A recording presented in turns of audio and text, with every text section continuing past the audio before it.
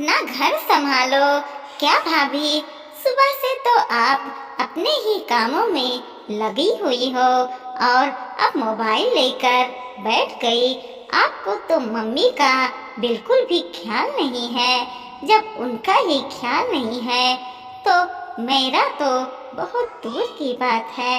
मैं तो ससुराल से कभी कभार ही आती हूँ और मम्मी तो रोज आपके पास ही होती हैं। ऐसा नहीं है कि थोड़ी देर उनके पास ही बैठ जाएं। बेचारी मेरी मम्मी अकेले कैसे वक्त काटती होंगी। विनीता अपने भाभी देविका को सुनाते हुए बोली, जो अभी कुछ देर पहले ही अपने कमरे में गई थी और अपने मोबाइल पर मैसेज चेक कर रही थी। दीदी, आप बैठी तो थी मम्मी के पास, तो मम्मी अकेली कहाँ थी? और वैसे भी मैं थक गई थी तो थोड़ा आराम करने के लिए अपने कमरे में आ गई। देविका ने विनीता को जवाब दिया, अरे ऐसा कौन सा काम करवा लिया हमने आपसे जो आप थक गई? ये तो रोज का यूनिक वाला ही तो काम है। अब तक तो आपकी प्रेस्टिज हो जानी चाहिए थी। भला इसमें क्या थकावट? विनीता अपने ही रोम में बोली, हो सकता है दीदी आपको थकावट नहीं होती होगी, पर मुझे तो हो जाती है। अब थोड़ा आराम करूंगी तो ही तो शाम के काम के लिए रिफ्रेश हो पाऊंगी। देविका ने फिर कहा, वाह भाभी, जवाब देना तो कोई आपसे सीखे। धड़ाधड़ जवाब दिए जा रही हो। ऐसा नहीं कि चुपचाप होकर सुन भी ले। भला बहुओं को ये सब शोभा देता है। इस तरह भला कोई ससुराल वालों से कैसे निभा सकता है? विनीता तो आज चुप होने का नाम ही नहीं ले रही थी।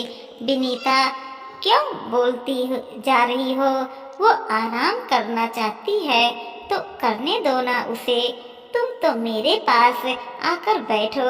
इससे पहले कि देविका कुछ कहती, सासू माँ ने विनीता को अपने पास बुला लिया। आखिर विनीता के जाने के बाद देविका ने भी चैन की सांस ली। आज जरूर हो ना हो ये अपने ससुराल में किसी न किसी से लड़कर आई है। मन ही मन बुदबुदाती हुई देविका ने आखिर अपने कमरे का दरवाजा बंद किया और जा करके बिस्तर पर लेट गई। ये तो विनीता का हमेशा का ही था। जब भी वो अपने ससुराल में किसी से लड़ती या झगड़ती तो उसके बाद सीधे मायके पहुंच जाती।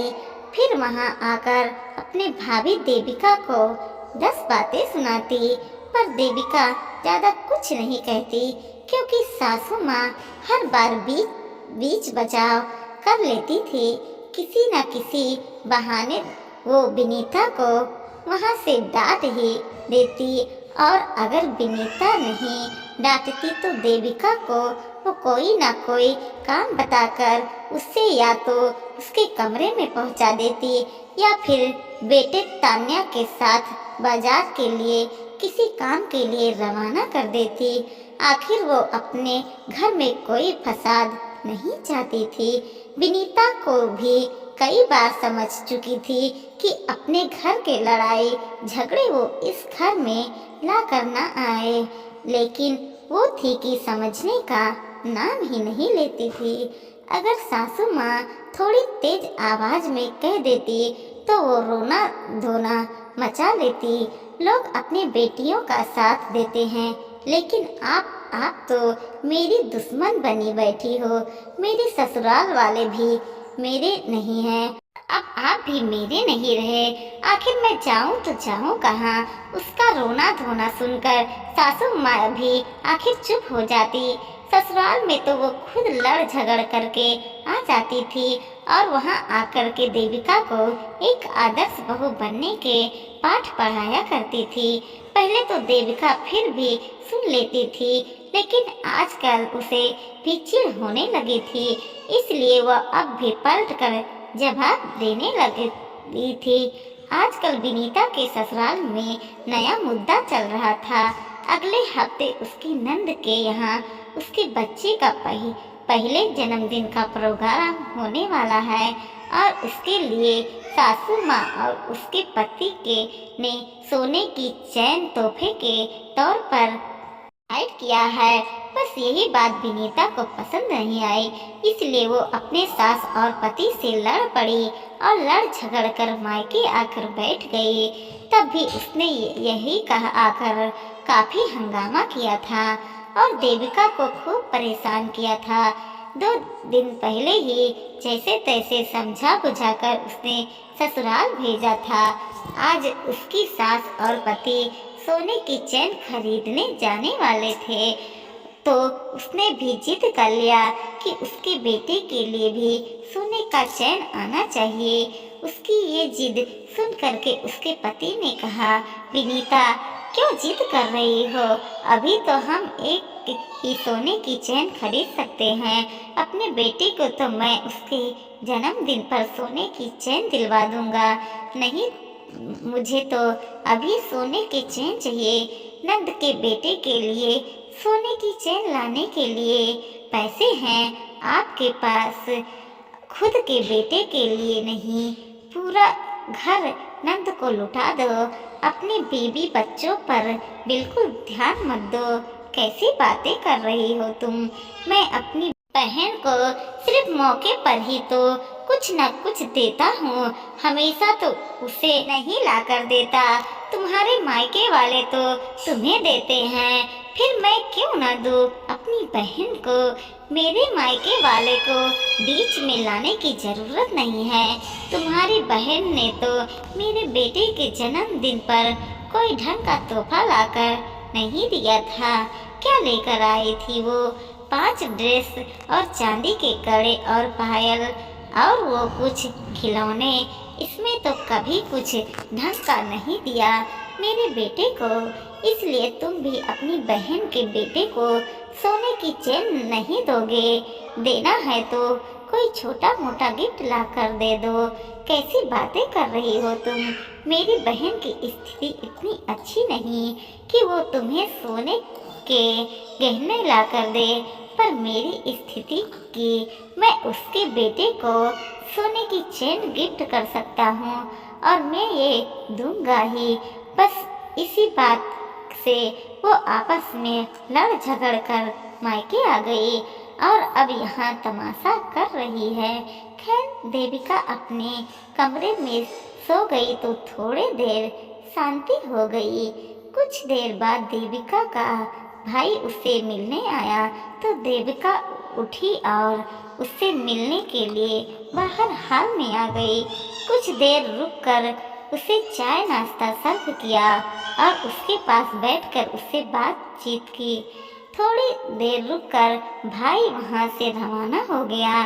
उसके रवाना होते ही विनीता फिर शुरू हो गई। वह अब थकावट नहीं हुई, उठकर भाई के पास बात करने के लिए आ गई। और ये क्या, बिना मम्मी से पूछे तुम्हें भाई को मिठाई भी सर्व कर दी? ज़्यादा अपनी मनमानी करने लगी हो। पूरा घर उठा लो अपने मायके वालों पर। विनीता चुप कर क्या बोले जा रही है? सासू माँ ने उसे रोकने की कोशिश की, क्योंकि अब तो पक्का था कि अब देविका जरूर बोलेगी। आखिर कौन लड़की अपने मायके वालों के खिलाफ सुनना पसंद करेगी?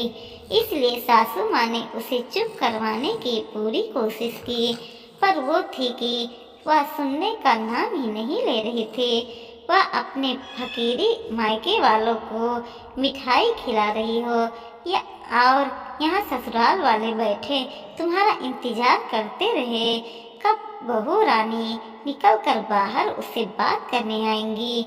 अरे ऐसी फकीरी को चुप करो दीदी, कुछ भी बोले जा रही हो। अचानक देविका भड़क गई। आखिर कौन सी लड़की अपने मायके वालों के लिए इस तरह के शब्द इस्तेमाल करते हुए सुन सकती है? मुझे आदर्श बहू का पाठ पढ़ाने की जगह आप अपना खुद का ससुराल तो संभालो।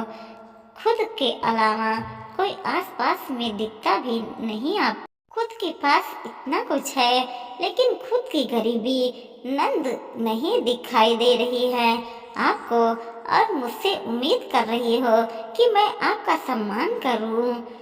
आपके कर्म भी हैं कि कोई आपको सम्मान दे।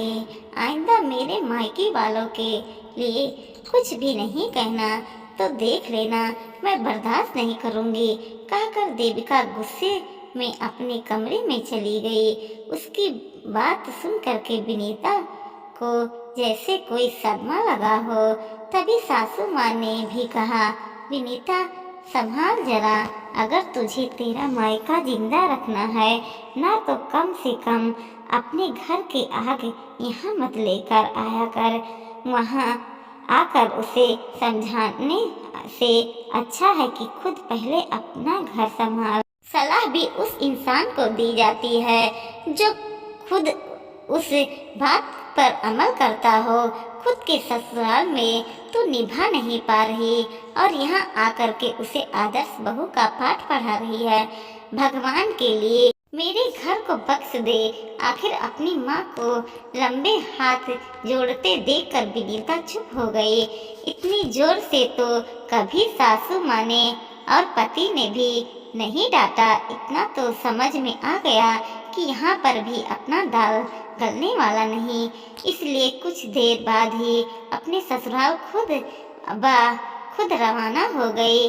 आखिर सुनने में आया कि नंद के बेटे के जन्म पर पति और सास ने सोने की चेन ही गिफ्ट की और विनीता वहाँ मुँह फुलाए ही रह गई।